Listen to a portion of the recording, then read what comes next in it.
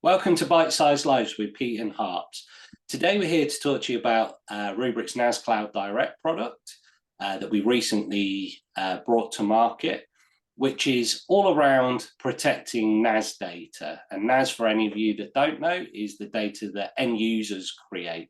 So think about files that you save in sort of shared storage and all of that. And it differs to SAN data or structured data or block storage, in the fact that that's data that kind of like servers leverage rather than end users. So let's jump straight in. Harps, give us some context. What's your experience with protecting NAS data?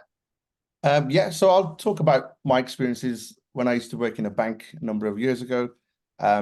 We had backup windows because we couldn't do backups during the day. And essentially trying to back up all of our data and our NAS data in the backup window overnight was just impossible. Because our NAS was just consistently growing, and it come to a point where we basically decided, look, we can't back it up overnight. The backups are running into the day. We need to do something else. And that's pretty common with many organizations, because essentially we just moved to a different way of doing things, which is to buy a scale out NAS platform where you have multiple nodes and you can afford to lose disks and even lose nodes. And you just basically grow in that environment. And then we were doing a snapshot and replicating that across to a DR site where we've got another one of these NAS platforms, and we're basically just snapshotting and replicating, and we just basically remove it totally away from the backup cycle. And that's kind of, that's how it all started. And over the time, we started talking about data lakes and keeping more data, because the more data you have, the more insights you have. And, each of these file platforms were just getting bigger and bigger because, 4K images, 8K and so on, the file sizes were growing.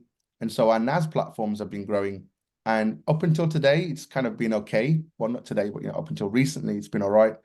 But now we've got a new wave, which is cyber attacks, and that old mechanism of trying to do a snapshot and replicate is not really helping in today's age. Okay, so you started off with kind of like that operational side of things, having a copy of the data to recover from. You then moved into disaster recovery, having two sites and being able to fail over. But you just mentioned cyber attacks. Is that a problem for NAS environments in general? It is mainly because of the lack of protection on NAS platforms. It's just a snap and replicate. So what we've seen in this year is that the access brokers, the people that are stealing credentials and trying to get in, are actually targeting, for example, academic is the highest in that in terms of verticals. And that's basically a large amount of NAS data as well. So it's not really been protected in the correct way from a cyber attack, and the data is there vulnerable for attackers to be able to go in and encrypt or even steal that data as well. So having that data on a platform that is open to encryption and there's also sensitive data inside it is a problem. You mentioned kind of like research data, but we're seeing out there in the channel that healthcare organizations, they're keeping like these medical images, they're very large, and there's lots of sensitive information in there. We're also looking at police forces and the evidence that they collect, and body-worn cameras. So NAS as a whole has got a lot of sensitive data, and because it's not being protected in the right way, it's open to attack. Is that fair to say? Yeah, absolutely. If you think about the criticality of the data that's been kept on a NAS platform, as you mentioned in healthcare, if you think of cancer patients and all their treatment data is on that data, on those platforms, then we need to be able to protect these in a better form. Because the way I look at from a cyber attack, it's not a case of can we recover from snapshot and replication? Yes, you can, but that's there from a DR perspective. So we're not saying get rid of that.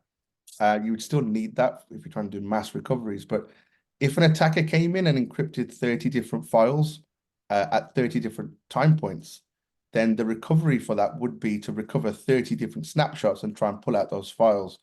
Now, obviously, that's going to increase the RTO, so the recovery time objective is going to be quite high. But that's where Rubrik comes in, and we can come in and provide you with that kind of backup from a cyber perspective in there.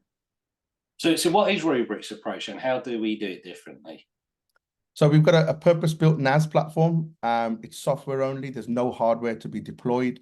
It's basically a stateless virtual machine. We can back up any NAS platform. So if you've got Isilon, if you've got NetApp, if you've got QNAP or any NAS, or if you've got multiple NASs, we can basically protect that in a very, very fast and efficient way, you know, protecting hundreds of terabytes a week or billions of files in a week.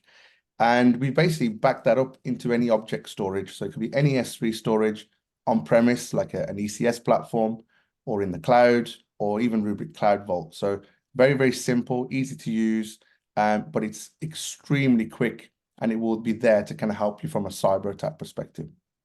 So the data that we're storing is resilient, it's air-gapped, it's immutable, there's a copy there to recover from. The backups are really, really quick. So we're hitting those windows. Simple to deploy, but we're helping customers meet those RPOs and those RTOs when it comes to NAS and recovery from a cyber attack. We're also reducing their TCO by allowing them to break that vendor lock-in and negotiate.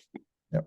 But also, I'm assuming that because you don't need to keep as much data on-prem anymore in that snap and replicate, they can actually reduce their footprint of those primary NASs as well, right? Further reducing the TCO. Absolutely. Like you said, because we're trying to remove vendor lock-in, it means that we can recover that data back to any platform. So we can recover a NetApp back to Isilon, for example. But as you mentioned, you know, we don't need to keep that many snapshots and replicate all of those snapshots anymore, because, you know, we've got Rubrik from a cyber attack perspective. You could probably reduce the amount of snapshots you're keeping and actually reduce that footprint from a NAS storage perspective. And then finally, you can buy this without any other Rubrik install, right? So you don't need to have any other Rubrik in the environment. You can start with this. So when you're talking for the guys on this this video, when you're talking to your customers, they don't need to have already invested into Rubrik. It does play into the Rubrik Security Cloud platform from a management perspective. So if they have already got Rubrik, they'll be really familiar with it, and it kind of goes into that single pane of glass management, but they don't already need to have Rubrik in the environment to benefit from NAS Cloud Direct. Correct. Okay, I think that's everything from us. There is the battle card that we'll send out as well that will summarize all of these different talking points with the customer. And happy selling. Go and find some NAS Cloud Direct opportunities out there for us. Here's all. Thanks. Bye-bye.